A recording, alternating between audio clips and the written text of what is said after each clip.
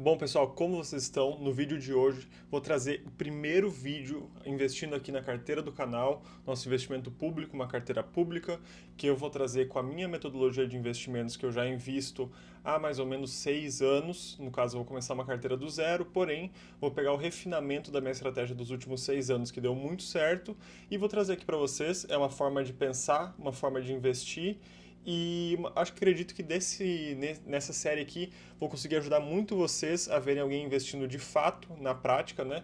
Existem algumas séries muito interessantes aqui no YouTube, nesse mesmo modelo, e eu sempre me interessei por ele, eu sempre achei muito interessante ver o progresso de uma carteira, a gente consegue assistir ali a pessoa aportando e ver como isso evolui ao longo do tempo. E, bom, nesse momento eu vou começar, dar o pontapé inicial nessa série aqui no canal.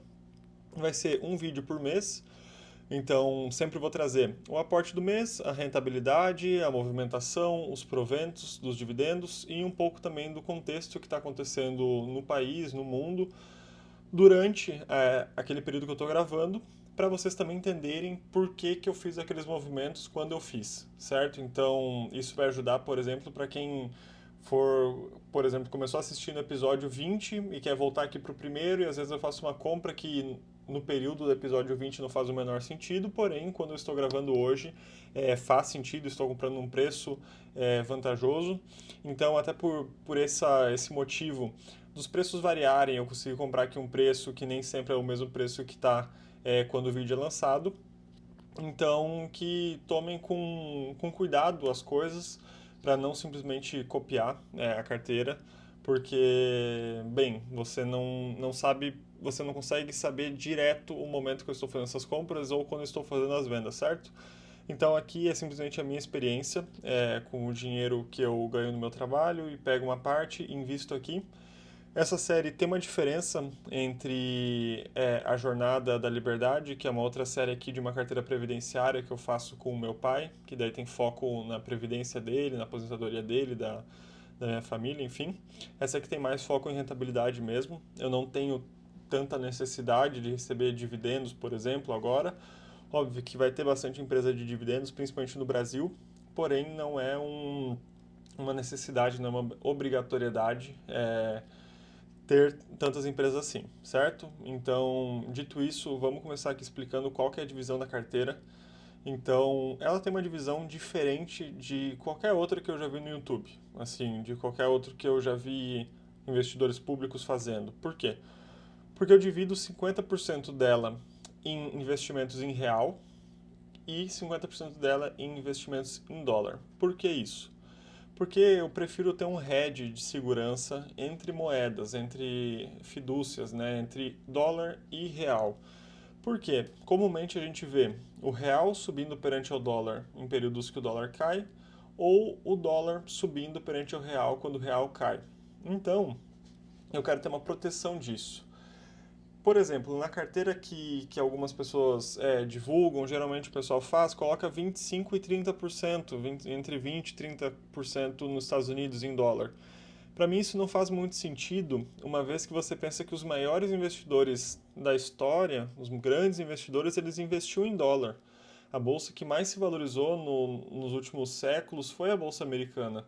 Então, por que eu vou pegar a melhor bolsa que existe no mundo e vou deixar só 20, 30% do meu capital? Não, se ela é a melhor bolsa que existe, eu quero deixar mais, eu quero deixar 50%. Então, seguindo essa metodologia de investimentos aqui, 50% do meu investimento vai estar alocado em dólar, sendo dólar dividido em três setores principais: ações. Então, ações eu incluo ações e REITs, que seriam os fundos imobiliários americanos, onde eu vou investir de forma passiva. Vou investir através de ETFs, certo? Então, ETFs já tem alguns vídeos aqui no canal. Eles são basicamente como se fossem pacotes de ações. Você compra um pacotão de 5 ações, pacotão de 10 ações, enfim, de algum tema específico, que eu vou me aprofundar ao longo do vídeo quais são esses ETFs que eu estou aplicando dinheiro hoje. Outros dois, três setores que também vão ser investidos em dólar. É o Bitcoin, então criptomoedas, né, que muita gente tem interesse, então vai ter investimento em criptomoeda aqui nessa série. Eu vou deixar uma parte do dinheiro em cripto, acho que é relevante. Tenho minhas ponderações sobre cripto, mas isso é para um vídeo específico só sobre ela. Acho que não convém, não vale a pena a gente se estender aqui. Outro setor é o ouro. Então, o ouro é uma reserva de valor que faz um hedge também com o Bitcoin. Tanto o Bitcoin quanto o ouro é para onde as pessoas fogem quando as coisas não estão indo muito bem. Então, qualquer problema assim de segurança com o país, dúvidas governamentais, aumento de juros, qualquer coisa assim, geralmente, historicamente, as pessoas sempre foram para o ouro. Hoje em dia, elas vão para o ouro e para o Bitcoin. Então, a gente tem uma pequena exposição, pequena entre aspas, ela tem relevância quando junta as duas, em ouro e Bitcoin. Quando as coisas forem ruins, essa porcentagem da carteira vai segurar a barra para a gente. Outra parte do dinheiro que a gente tem em dólar é em renda fixa americana, um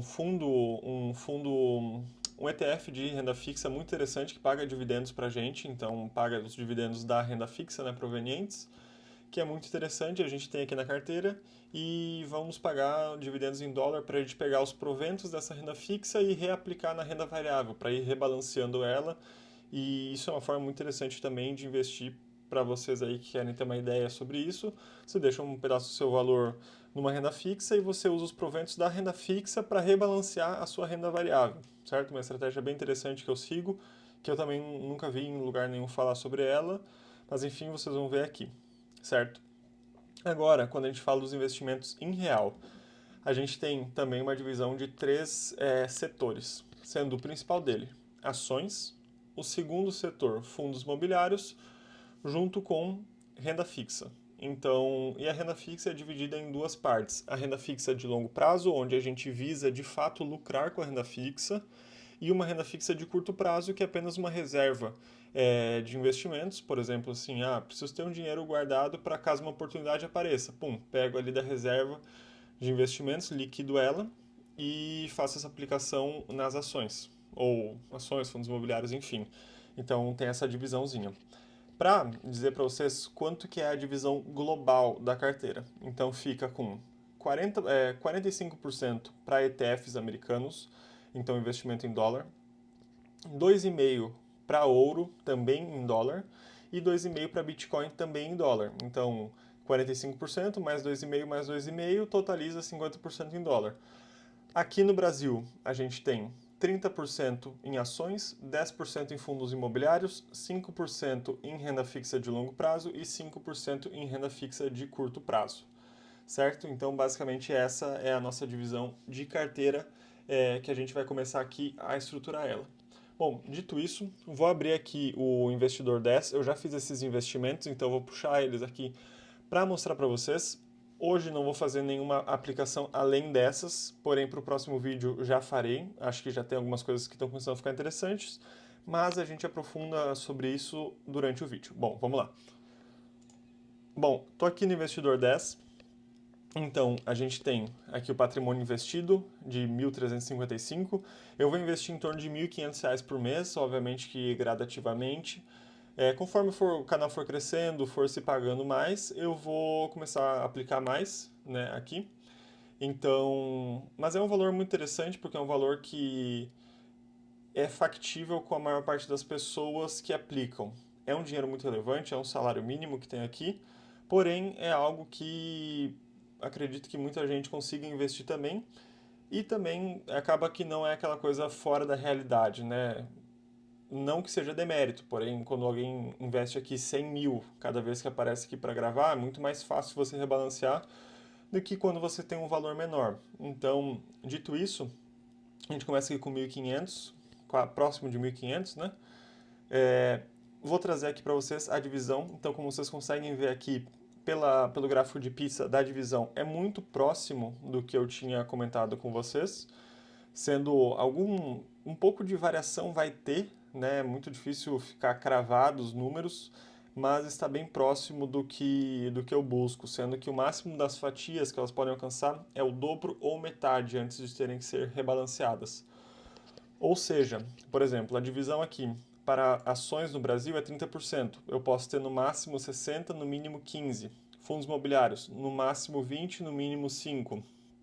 Criptomoedas, no máximo 6%, no mínimo 1,5%. Aqui está 13%, não 2,5%, porque não dava para botar vírgula, só dava para botar número redondo, botei 3 aqui. O ETF, 47%, porque tem 2% aqui dentro que são de ouro. 5% no Tesouro Direto, que é aquele investimento de longo prazo, visando rentabilizar através das cotas da renda fixa. E uma renda fixa aqui de curto prazo, que é simplesmente a nossa reserva de valor. Nada demais aqui, apenas um CDI 100% com resgate diário para a gente conseguir manter nossa reserva rendendo, certo, pessoal? Bom, então a gente tem aqui nossos investimentos já realizados, eu já joguei tudo aqui. A gente pode ver que as coisas estão caindo, principalmente as ações aqui, porém o Bitcoin rentabilizando 8% faz com que se segure apenas por uma quedinha de 1,25%, ou seja, algo irrelevante, né? Uma variação, digamos, um pouco mais gritante, assim, algo mais relevante seria 10% para baixo, né? Ou a partir de 10% para cima, 1,25 não chega a ser relevante, nem se fosse positivo seria, certo? Então vamos começar aqui analisando quais ações a gente escolheu. Então aqui estão elas. A gente já começou com essas 4 ações: Banco do Brasil, Vale, Semig e ISA, a Transmissão Paulista de Energia. Então essa aqui é uma empresa de geração de energia de Minas Gerais, uma empresa de transmissão de energia, ou seja, ela detém os postes, né, lucra com isso, aqui no estado de São Paulo. A Vale, mineradora reconhecida. Banco do Brasil, não preciso dizer, né? O banco principal, mais antigo do Brasil, é extremamente importante para a vitalidade do país.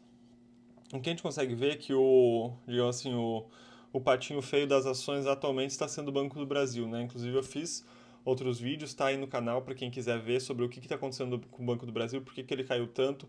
A gente já pegou ele aqui com um valor bem abaixo, né? Deixa eu até abrir aqui para mostrar para vocês. Investidor 10. Para mostrar para vocês como é que está a situação do Banco do Brasil atualmente. Está numa queda absurda quando a gente analisa aqui o gráfico de um ano. Então a gente comprou aqui, mais ou menos, nesse pequeno repique. Existe um ensinamento do Charlie Munger que ele fala sobre nunca comprar a faca quando está caindo. Então eu tenho como filosofia nunca comprar nesse processo de queda aqui e sim no pullback. Então quando você tem alguns pregões positivos depois de uma grande queda, aí sim eu entro, porque aí demarca um pullback, é quando eu vejo que tem um pouco de força compradora, impedindo ali a continuação da queda. Óbvio que pode voltar a cair, e eu acredito que volte a cair, quando cair para baixo aí de 20, quando cair abaixo de 10% da cotação que eu entrei, eu vou fazer recompra. Menos que 10% não faz tanto sentido fazer recompra, porque uma variação de menos de 10% ela consegue recuperar muito rápido. Em 3, 4 pregões positivos seguidos, já está feita a recuperação, então acaba sendo uma variação normal de mercado. A partir de 10%, aí sim, a gente já pensa em fazer uma recompra e rebalancear, pegar um preço médio melhor, o que para a gente é muito bom, né? Ações caras não são vantajosas para a gente porque dificulta o nosso processo de recompra, de geração de patrimônio, enfim, e não que esteja caro, né? Na verdade já está muito barato, um PL de 5,48, preço-valor patrimonial de 0,66 e um dividend yield de 11% nos últimos 12 meses. Então a empresa sim está muito boa, a gente consegue ver que o PL anda muito baixo, né? Continua sendo muito baixo, então continua muito barata. Porém, com relação a essas coisas todas que estão acontecendo no agro, que é o contexto atual desse vídeo, a Selic está muito alta, as previsões do agro não estão boas, principalmente com receios da inadimplência por conta da alta de juros, e grande parte do dinheiro que o Banco do Brasil ganha é emprestando dinheiro para o agro. E com o medo da inadimplência, diminui a perspectiva de lucro do banco, e também algumas coisas mudaram, porque antes o banco tinha uma forma de listar os credores suspeitos, os credores de menor qualidade. Então meio que ficava nas sombras quais que eram os bons credores, quais que eram os ruins. Só que hoje em dia, quando o Banco do Brasil teve que listar com a nova legislação, viu que tem bastante gente que o Banco do Brasil emprestou dinheiro e não tem um bom histórico, né? Não tem boas perspectivas. E isso aumentou a desconfiança com o banco. O mercado vai lá, é muito temperamental, né? O senhor mercado, ele vai caceta a ação, é normal, a gente aproveita essas oportunidades para comprar. Atualmente, as notícias falam sobre comprar Itaúsa no lugar de Banco do Brasil, então a gente vê que logo um virou patinho feio, o outro virou o filho preferido, então agora Itaúsa virou o filho preferido, que os bancos sugerem a compra, sendo que até pouco tempo atrás Itaúsa era uma ação que era descartada pelo pessoal, porque falava que não tinha rentabilidade, dividendos baixos, enfim, essa dança comum que o mercado tem, e a gente tem que saber dançar a dança, saber dançar a dança, né?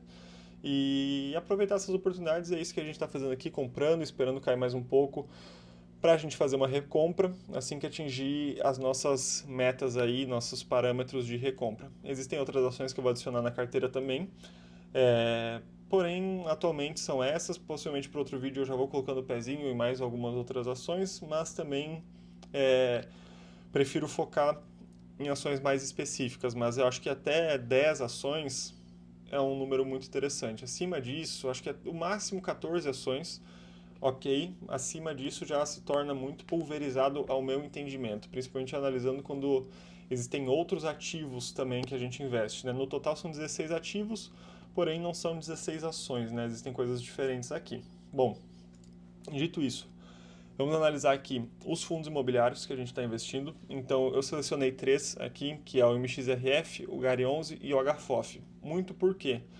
Como a gente pode ter até 10% da carteira em fundos imobiliários, e eu investi R$ 1.300, R$ 1.500, 10% de R$ 1.500 seriam R$ 150. Ou seja, não dá para mim comprar fundos de base 100. Isso seria aqueles fundos que custam R$ 100, 80, 90, 110, 120. Apesar de querer, eu gostaria muito, por exemplo, de adicionar, talvez para o próximo vídeo, um HGLG ou um BTLG, que eu acredito que são fundos muito bons de tijolo na parte de logística. Porém, apertaria para mim montar aqui essa carteira nesse começo, porque R$ 150 dá mais que 10% já de cara. E eu só teria um fundo, não teria nem diversificação, certo? Então eu optei aqui por comprar três fundos muito interessantes, muito bons, que eu também já fiz um vídeo aqui para o canal. Não soltei ele ainda, mas essa semana deve sair, ou semana que vem. E, bom, na verdade depende de quando que eu soltar esse aqui, né? Talvez já tenha saído, mas se inscreve aqui para acompanhar os vídeos e acompanhar quando sair esse vídeo comparando esses três fundos e por que eu adicionei eles aqui na carteira. E, bem, eles são fundos baratos que eu consigo diversificar bem, então aqui a gente tem um fundo de papel, um fundo híbrido de tijolo, com tanto parte logística como também lajes corporativas, e o HFOF é um fundo de fundo, certo? Aqui o HFOF está tendo uma quedinha também, mas nada relevante aqui, bem insignificante na verdade essa queda. Criptomoedas, a gente tem o nosso Bitcoin, o Bitcoin, que é a nossa principal cripto. Eu já compro Bitcoin já tem muitos e muitos anos, nem sei desde quando, mas estou começando um posicionamento aqui também para essa carteira do zero, então tive que comprar caro, mas fazer o que, né? Tinha que adicionar aqui, tinha que ser honesto com o preço que eu estava comprando e não colocar o preço que eu paguei lá no passado, que era muito baixo. Porém, tá aí mesmo comprando ele a um preço que eu considero relativamente caro, né?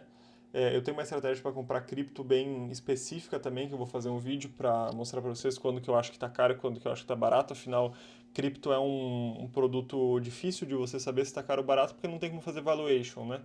Então, tem uma estratégia própria minha e vou soltar em outro vídeo também.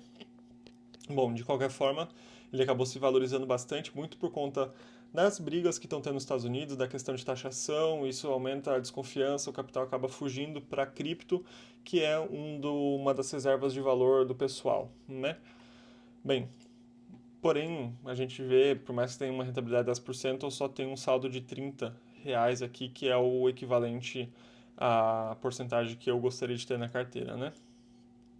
Mas o papel dele é exatamente isso, um produto que eu tenho pouco dinheiro, mas que oscila tanto para cima, pode oscilar para baixo também, mas quando oscila para baixo não é muito significativo, mas quando oscila para cima é bem significativo. De ETFs internacionais, também fiz um vídeo falando sobre esses ETFs aqui. A gente tem o VOO, que é um ETF do S&P 500, então replica basicamente o S&P 500, que são as 500 maiores empresas dos Estados Unidos. Charles Schwab, que é, na verdade, Charles Schwab é o emissor desse ETF, né? Mas é o ETF de dividendos, então esse aqui para mim vai ser possivelmente o principal que eu vou investir. Eu divido eles em 30%, certo? Então, 30, 30, 30 desses três aqui e 10% no VNQ, certo? Então, seriam esses principais ETFs que eu tenho hoje. Então, o Schwab ele paga mais dividendos, o Voo quase não paga, paga um pouquinho, o que é basicamente nada. Então, eles são uma carteira mais. Esses dois ETFs aqui, o Voo e o QQQ, são mais crescimentos e o dividendo é mais focado em crescimento, porém com dividendos também. O T-Flow, ele é um ETF de renda fixa, então esse ETF aqui ele basicamente nunca vai mudar de preço, certo? Ele vai sempre ficar andando nessa mesma margem de $50 aqui, porém ele paga dividendos. Ele sobe um pouquinho, paga, cai a cota, sobe um pouquinho, paga, cai a cota. A gente vai pegando esse dinheiro em dólar e vai reaplicando nos outros investimentos que a gente tem aqui na carteira. O VNQ, ele é um ETF de REITs, então são como se fossem fundos imobiliários lá dos Estados Unidos, só que nos Estados Unidos é diferente. Os REITs, eles são como se fossem empresas de imóveis, então não tem obrigação de pagar dividendo todo mês, eles podem alavancar, ou seja, eles podem pegar dívida para crescer, que é uma coisa que não tem aqui no Brasil, porém também paga imposto, não tem essa isenção igual tem aqui no Brasil. E por último, não é uma empresa aqui, mas é um ETF de ouro que a gente está investindo, que é aquela reserva de valor que eu tinha comentado, de 2,5% da carteira, e aqui ela está, certo? Então, compondo a nossa carteira. No Tesouro Direto, a gente tem aqui um título que é 2032, um prefixado, certo? Então, um título bem interessante aqui para a gente cravar. Eu não lembro muito bem qual que era a rentabilidade, mas eu acho que era em torno de 13, 14% pré-fixado. É um título bem interessante para a gente também, com a possibilidade de vender com marcação a mercado se esse título cair. Uma hora ou outra tende a cair, né? As coisas não só... É muito difícil que o governo fique por muito mais tempo com essa taxa de juros, afinal ela se torna insustentável. E por último, a gente tem aqui um título pós-fixado, um CDBzinho, certo? Que é só aquela reserva para a gente sacar aqui e fazer os investimentos quando aparecem oportunidades. Vamos olhar aqui os proventos, acho que não tem nada ainda, nem provisionado. Para o mês que vem já vai ter, dos fundos imobiliários, pelo menos. Rentabilidade também não aparece ainda porque a carteira é muito nova, né? Mas enfim, e aqui estão as nossas aplicações, um pouco da filosofia da carteira. Foi bastante informação, deixa eu ver quantos minutos a gente já está com 22 minutos de bruto aqui. Bastante informação para o próximo vídeo. Vou trazer mais uma aplicação, aí quero ver de fazer alguns investimentos ao vivo com vocês, porque quando eu gravei esse vídeo pela primeira vez, deu uns probleminhas, que eu fui investir ao vivo, só que daí o home broker deu pau, enfim, não deu, investi aqui por fora e agora estou gravando. Se você gostou desse conteúdo, já curte e comenta aqui embaixo, passa um feedback que você achou dos investimentos que você está investindo, feedback para o canal melhorar, porque a gente tem uma meta aí de bater 1.000 inscritos até o fim do ano. Vamos ver se dá certo, se Deus quiser dar, a gente está trabalhando duro para isso. Se você deseja apoiar o canal, já se inscreve aqui também. Pela sua atenção até aqui, meu muito obrigado e valeu!